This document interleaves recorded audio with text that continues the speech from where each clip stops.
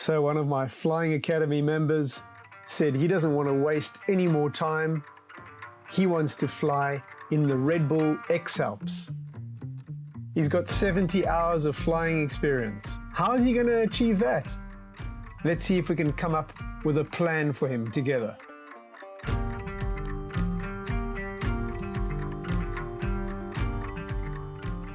Right, so he's got some solid mountain experience, mountain marathons at an elite level. And he's done his pilot courses through initiation, pilotage, and SIV. Very good. And he's got 70 hours of flying in the Alps in the UK, and he's used to flying on his own at tricky little sites. So he's got a good foundation here, having the elite mountain marathon running experience and climbing in the Alps. So I'm assuming that he's going to develop his own physical training regime to get himself into shape for multiple ascents and daily trail marathons, which is how the X-ALPS works. If you can keep climbing quickly to altitude every time you land, you can be a formidable force in such a long race.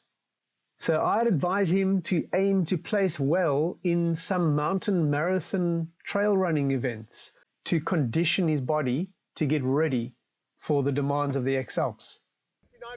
Yeah! So what should his key flying milestones be? Currently, he's going to be rejected by the X-ALPS race committee because he's got no proof of flying ability. With just a small logbook of 70 hours flying, it's not going to work. You need a strong flying CV to prove that you are not going to be a risk to the organization for them taking you on as one of the limited places in the race. They need to know that you're going to be a pilot that's going to be up at the front. So it's going to be exciting to watch. So you have to get your flying CV to match what's going to happen in the race. One of my members said, move to the Alps. That would be first prize. You want to prepare yourself in the environment that you're going to race in. But if you've got limited time and family commitments to balance, you need to prep in the area that you can. In the UK, I would recommend North Wales or the Lake District. You need some terrain with pointy bits so that you can start working with airflow around mountain systems and valleys. Work on your slope landings, your top landings, tight landings, odd landings, and launching from odd spots in strong conditions. All of those elements you will use in a hike and fly race. Get as much flying as you can, but also set a task like bagging 3 high peaks so that you're always working on your navigation solutions and your gear while you're going out and flying. Log 10 XC flights in your local XContest League. So in the UK, there's XContest UK. Every country has an XContest League. Pop your flights on there, and that begins your proof of ability. Then enter all the local hike and fly competitions that you can find. In the UK, there's the Dragon Race, X Lakes, X Erie, X Dales, X Scotia. There's a blossoming scene in the UK hike and fly racing. And most countries have got some hike and fly event. So here I am with Richard Barber, and we're taking the elite athlete route, the back route, which means we don't have to compete against all the guys that are running, because that would just look bad. So here we go. Then log 10 XC flights from an easy to reach long weekend destination in the Alps, somewhere like Annecy, and push for distance. Then enter 2 traditional task-based entry-level competitions like the Gin Wide Open, BGD Weightless, that kind of a competition that improves your speed and gets you used to dealing with flying competition nerves, using instruments, setting tasks, all that sort of stuff. Then enter 2 national level competitions, proper competition, multi-day event. Consider adding in South Africa and Colombia, Brazil, or Mexico to extend the flying season and get your preparation through the winter. Then log 10 100-kilometer XC flights through the mountains to build your skills and prove that you've got the kind of XC that you're going to need to have. Then enter and do well in all the feeder events. So something like the Board Airline, the Born to Fly, the AUDIIO Tour, and the X-Pier. All of those will improve your skills. You'll learn a lot in those environments, and it will prove that you've got what it takes to be able to survive in something like the X-ALPS. If you can, enter one Paragliding World Cup event to get an appreciation for the caliber of pilots you are aiming to beat. Make your own documentary. My CV for the X-Pier was a solo Volbiv adventure through the Pyrenees and a track log of 250 kilometers. It's hard to deny entry to pilots who have demonstrated they can survive in the race environment.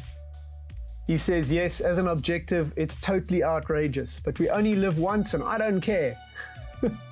Okay, X-ALPS is very ambitious. Then again, some pilots have got into these events before on social media presence dazzle or mountaineering achievements.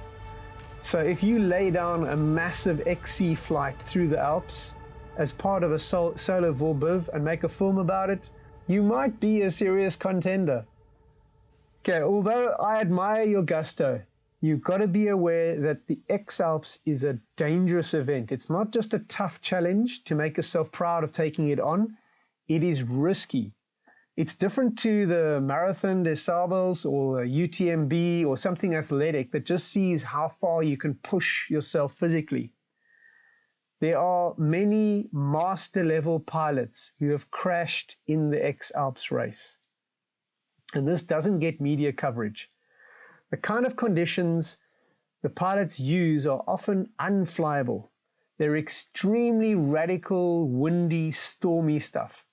And you'll feel compelled to match the other pilots, or you lose everything that you've worked so hard for many days.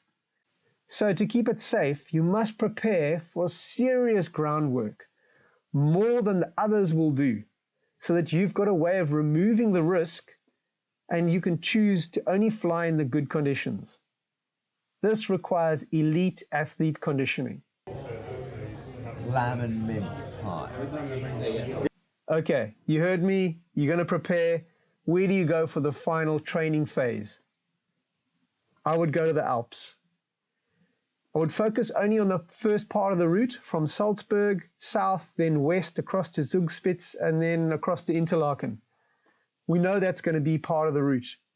Fly cross-country from the main sites in that area to give you the highest hit rate and chances of doing cross-country and getting airtime.